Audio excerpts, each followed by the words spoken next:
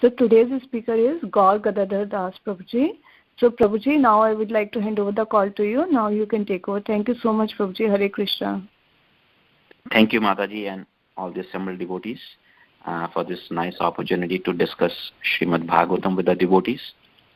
So we'll start with Mangalacharan first, and subsequently we'll have the verse for discussion today. Om Agyan Timirandasya Jnananjana Shalakaya Chakshuron Militam Yena Tasme Shri Guruve Namah. I was born in the darkest ignorance, and my spiritual master opened my eyes with the torchlight of knowledge. I offer my respectful obeisances unto him. Shri Chaitanya Manobishtam Stapitam Yena Bhutale Swayam Rupam Kadamayam Dadati Swapadantikam Vande Aham Shri Guru Shri Utpat Kamalam Shri Gurun Vaishnavamscha Shri Rupam Sagrajatam Sahagan Raghunathanvitam Tam Sajivam Sadvaitam Sadhutam Parijan Sahitam Shri Krishna Chaitanya Devam Shri Radha Krishna Padan Sahagan Lalita Shri Vishakhanvitam Scha. He Krishna Karuna Sindhu Dina Bandhu Jagatpate Gopesha Gopika Kanta Radha Kanta Namastute Tapat Kanchan Gaurangi Radhe Vrindavaneshwari Vrishabhanu Sute Devi Pranamami Hari Priye Vancha Kaltarubhasya Kripa Sindhu Bhevacha Patitanam Pavnebhyo Vaishnavibhyo Namo Namah. Shri Krishna Chaitanya Prabhu Nityananda Shri Advaita Gadadhar Shiva Sadi Gaur Bhakta Vrinda. Hare Krishna Krishna Krishna Hare Hare Hare Rama Rama Rama Hare Hare. And the two verses glorifying Srimad Bhagavatam. Narayanam namaskritya naram chaiva narottamam devim saraswatim vyasam tato jayam udiriye nashprayeshu abhadreshu nityam bhagavad sevaya bhagavati uttam shloke bhaktir bhavati naistaki. Om Namo Bhagavate Vasudevaya. Om Namo Bhagavate Vasudevaya. Om Namo Bhagavate Vasudevaya. So, thank you for this nice opportunity to discuss Bhagavatam, Srimad Bhagavatam. So we have just finished Canto 3, 31st chapter, Lord Kapila's instructions on the movements of the living entities. So before taking on the first verse of chapter 32, I was being asked just to summarize what we have discussed, because it was quite a big chapter and very heavy discussion. So I will just summarize this chapter, and that will lead us to the first verse of 32 chapter.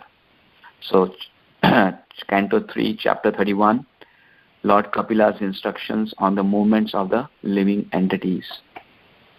So we saw in this chapter, in verses 1 through 10, what we saw that was that under the supervision of the Lord and according to one's karma, the living entity is made to enter into the womb of a woman through the particle of male semen. Kapil Dev describes the gradual development of the body in the womb. Encaged in the abominable residence of stools and urine and being bitten by worms, the child becomes unconscious because of the terrible condition. If the child is fortunate, he can remember all the troubles of his past 100 births, and thus pray with folded hands, appealing to the Lord who has put him in that condition. So then verses 11 through 22, we saw that realizing that conditioned life is due to one's forgetfulness of one's relationship with the super soul, the human soul prays to the Lord to be released from one's confinement. Even though one is in a terrible condition in the womb, one prays to the Lord not to come out, since he has already fallen into this bodily concept of life. The child expresses his determination to remain Krishna conscious and thus be saved from entering into the wombs again. So then verses 22 through 31, we saw that the child takes birth in great agony, loses its superior knowledge. After coming out of the womb also, the child suffers, since he is given to the care of persons who are unable to understand what he wants. During childhood and youth, he suffers pain over desires to get things he cannot achieve. By ignorance, the living entity accepts the material body as oneself. And then the last set of verses 32 through 48, we saw that due to the bad association with people attached to sex life and tongue, one again goes towards hell. The Lord's energy Maya in the shape of woman is very strong, and only the sage Narayan is immune to it. One who aspires to render service unto the Lord should never associate with women. Woman is a representation of Maya. For woman, man is Maya, and she should consider her husband, her house, her children to be arrangement of the external energy of the Lord for her death, just as sweet singing of the hunter is a death for the deer. As per his karma, the living entity gets one's next body. When the reaction of one's particular activity comes to an end, that end is called death. And when a particular type of reaction begins, that's the beginning of the birth. Through devotional service, one should practice real renunciation. Very, very heavy chapter that we discussed now in 31st. So we will be starting with 32nd chapter, entanglement in fruitive activities. So in 31st we saw the movement of the living entities from in different wombs. Now we are, once the living entity is born, how he is entangled in different fruitive activities. And I will be taking first verse. So Canto 3, Chapter 32, verse number 1. Kapila Vacha Athayo Graha Mediyan Dharman Eva Vasan Grahe Kamam Artham Cha Dharman Swan Dogdi Bhuya Pipartitan. Translation by Srila Prabhupada.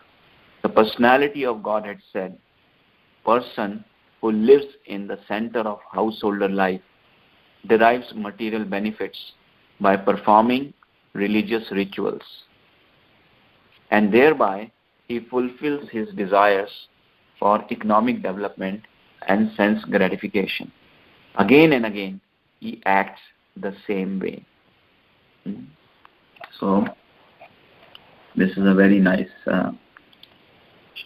chapter, which is very, very practical.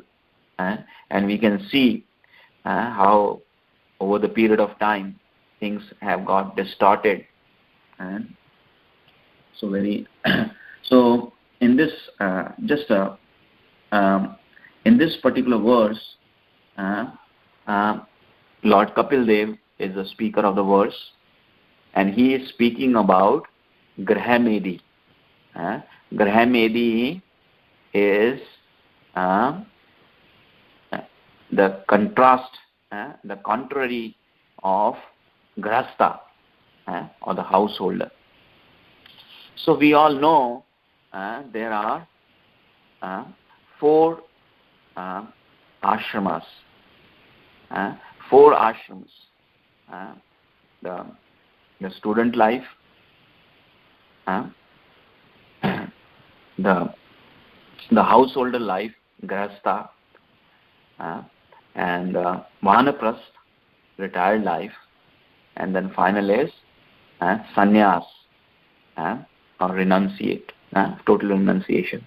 So this particular verse is more dedicated towards the Grahastha.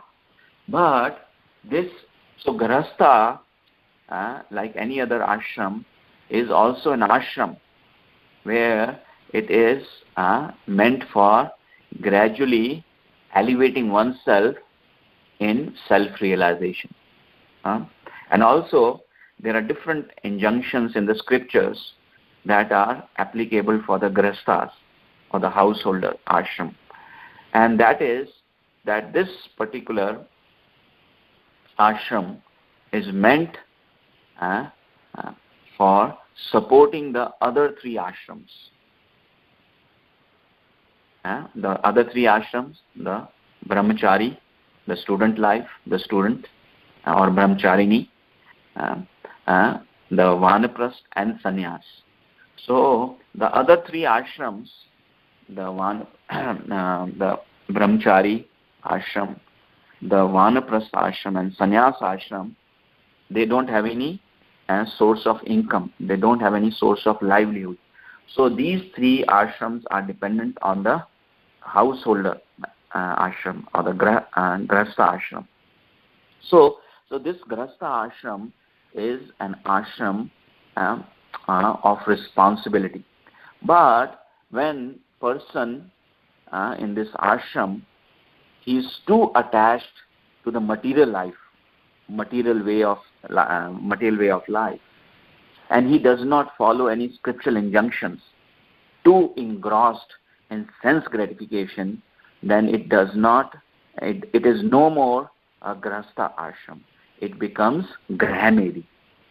So here Lord Kapila is speaking about Grahamedi, or the people, so this is no more an ashram now, and because people in this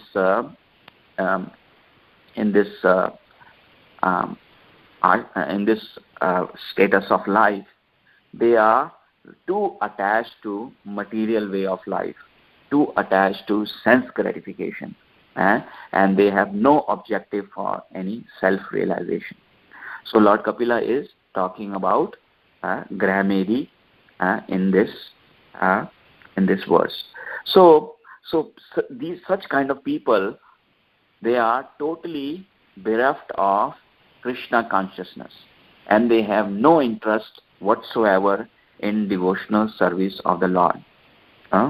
So they do want to perform some religious rituals so that they can attain some pious credit, so that they can be elevated to heavenly planets. But we have seen from Bhagavad Gita that once the stock of pious credit is nullified, is totally vanquished, the person has to again come back to earth. Means one keeps on revolving in this roller coaster drive, from higher planetary systems to lower planetary systems to earth, middle planetary systems, but everything is in the material world. And since he is in the material world, he has to be injected in some female womb. So it may be a higher species of life in the heavenly planets. it can be the lower species of life, up till the hellish planets. So he keeps on moving from one womb to other. And we have seen in the 31st chapter very elaborately that that staying in the womb of the mother is not a it's a very painful situation. It's a very miserable situation to be in that, because the living entity is literally in the staying in the stool and the womb and the urine, and is beaten by the worms. So in the womb, we saw in the previous chapter, Lord Kapila mentioned that how the living entity prays to the Lord that he will remain Krishna conscious, and after coming out of the womb, he forgets everything, and that's the play of this Maya, material energy, which makes one forget everything. So after coming in the material world, the living entity is very attached to the so we saw also in the previous chapter that the living entity is suffering. When the living entity is in the womb, he is suffering. When the living entity, because we saw that he has unlimited desires, and he wants to achieve those desires. So he is suffering to achieve those desires. And after he grows, actually he becomes an adult, then the problem starts is he gets attached to, by the arrangement of material energy, he gets material world. He wants to squeeze the juice out of this material world. He wants to extract every bit of juice that so-called juice from the material energy. And Lord Kapil Dev is coining this term as Grahamedi. Even though from outwardly such a person is so-called in the Grasta ashram, but since he is not performing his Krishna consciousness activities, he is not devoting, he is not living his life as an offering to the Lord, and he is too attached to sense gratification. So Lord Kapila is coining the term Grahamedi for such people. So they are no more Grastas, but they become Grahamedi. And Prabhupada very nicely he illustrates that there are two kind of householders. One is the Grahamedi and the other is the Grasta. So Prabhupada says very nice that the objective of the Grahamedi is sense gratification, and that's it, no other goal of life. But the objective of Grasta is self-realization, means performing our activities to progress on spiritual path, as perform our activities as an offering to the Supreme Lord. So Prabhupada very nicely further expands that such Grahamedis, they work very hard in order to achieve the so-called higher status of life. Such people may give some charity, and we have seen from Bhagavad Gita, so Krishna explains, like there are charities in different modes.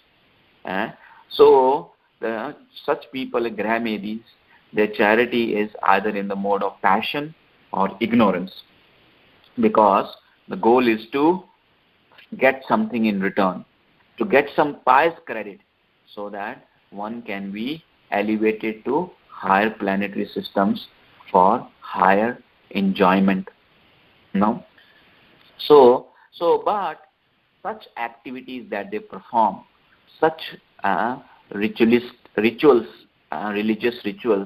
these Grahamedis perform, they will not stop the cycle of birth and death. And since the cycle of birth and death won't be stopped, So they will keep on going into one mother's womb to other mother's womb and struggling and struggling in the material existence. So Prabhupada further expands that the aim of these Grahamedis is to have a prosperous life on the material plane. And in order to achieve that, they perform so many different sacrificial activities, charities, and do some good work, pious work, to get some good credit for that. So even though and they may be such Grahamedis may be situated in very good positions, but they will not be using their resources in promoting Krishna consciousness. And we have seen this by example, that the majority of people in today's world fall into that category of Grahamedis. So they have no interest in any spiritual activities. And even though they may be positioned very nicely, but they will not use their resources for propagating Krishna consciousness, or for they cannot spend like $1 for getting a book, but they will spend thousands of dollars on the vikarmic activities, intoxication, illicit relationships, gambling, meat eating. They will waste them. They will just throw away their money. They will have a artificial lifestyle with pomp to outside world. They will show as if they are they are living in a very, very pomp way, very nice way, but they have no interest whatsoever in spiritual activities. So Prabhupada quotes Prahlad Maharaj.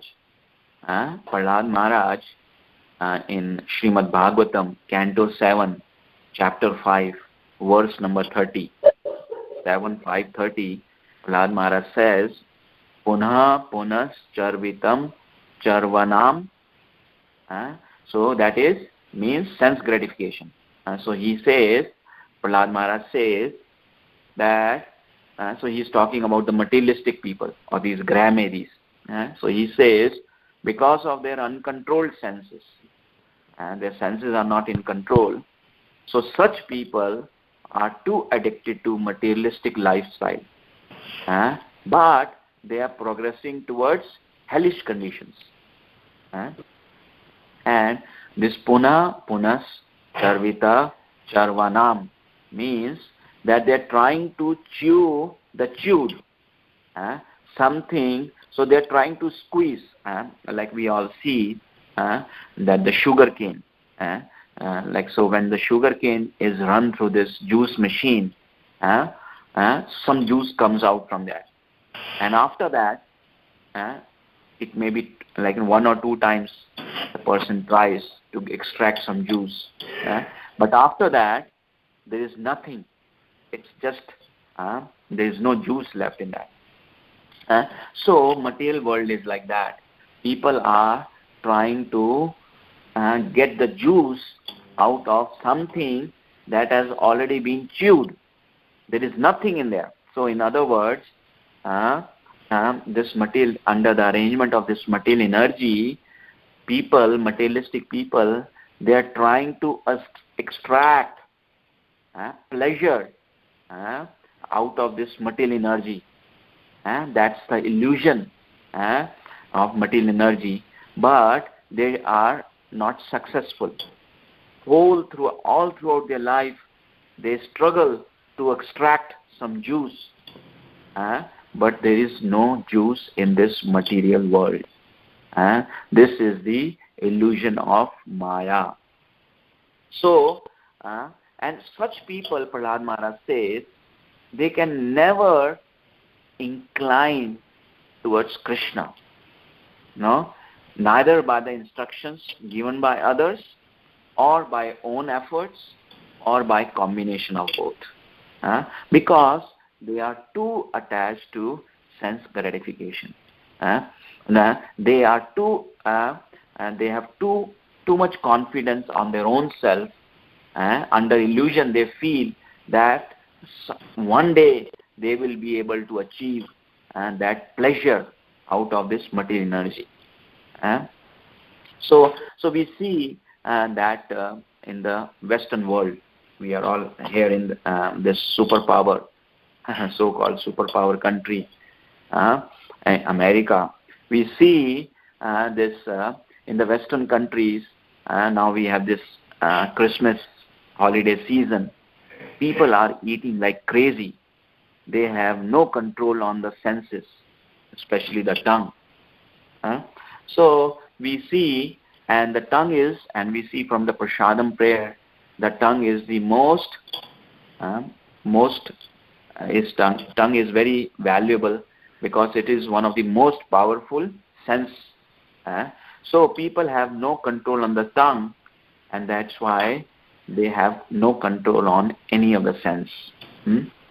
So we see that people are trying to extract, and as Prabhupada says, the highest pleasure that materialistic person can attain is from the sex life. And everyone is so engrossed in the sex life, but they are not satisfied.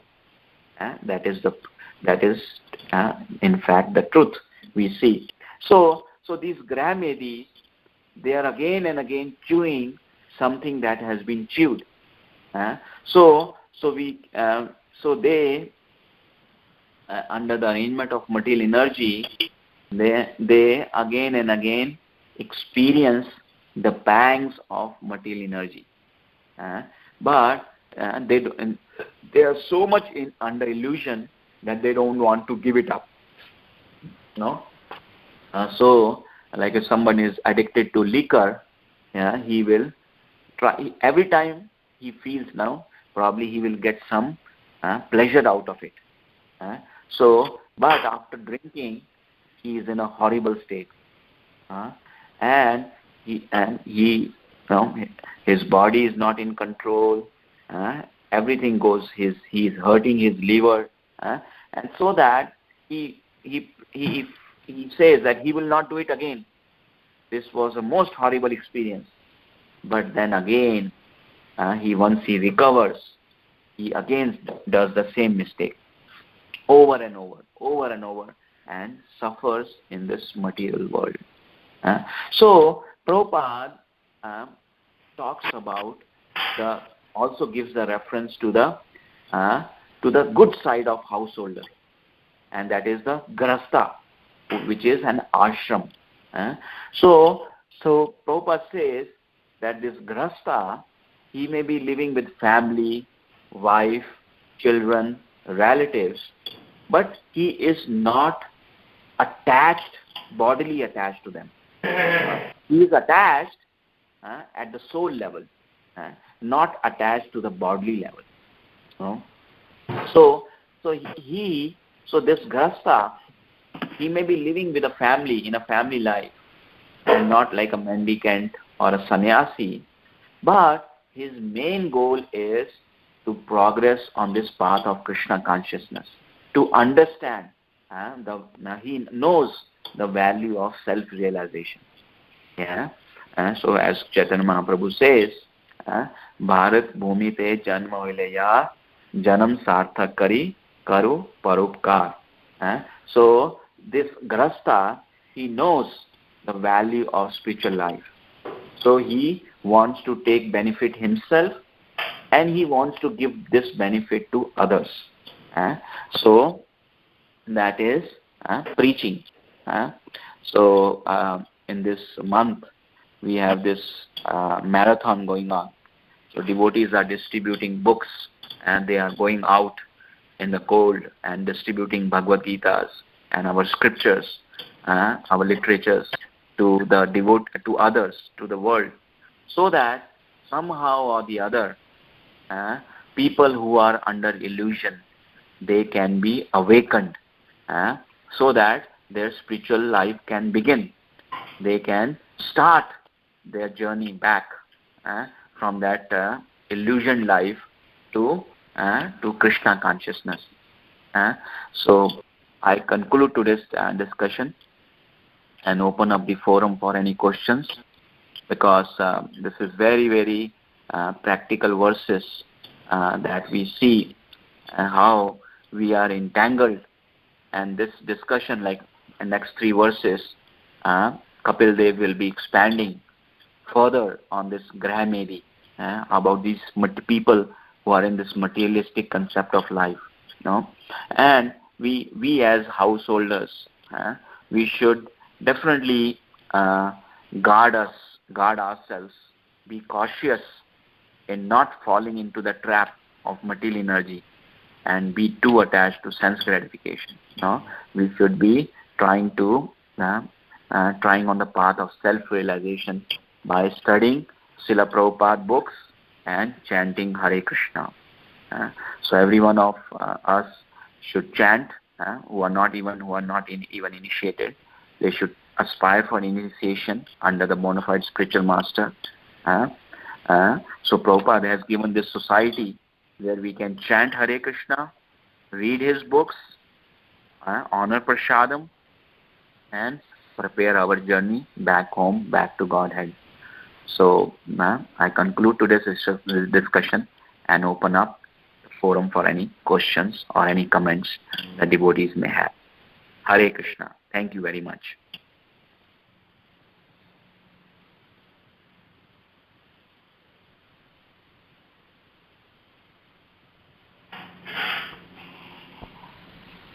Hare Krishna, Prabhuji, Dandatam, Srila Prabhupada ki Jai, Guru Maharaj ki Jai.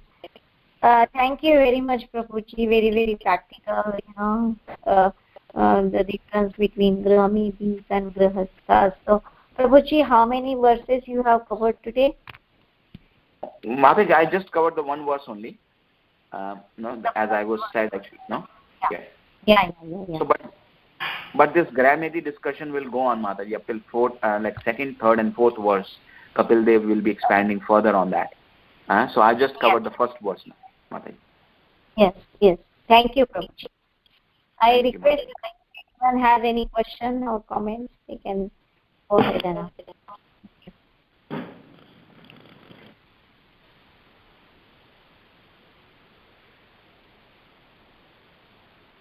Hare Krishna, Prabhuji, thank you very much for the lecture. Very nice. Thank you. Hare Krishna. Thank you very much, bro. Prabhupada has done everything. We are just like parrots. So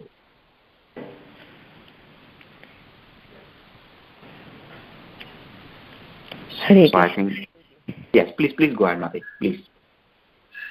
It's after a long time I have heard you. It's very nice class you have given, very nicely you have explained with the examples and like that. Thank you very much. Hare Krishna. No problem, Mataji. All glories to Prabhupada, who has done the hard work.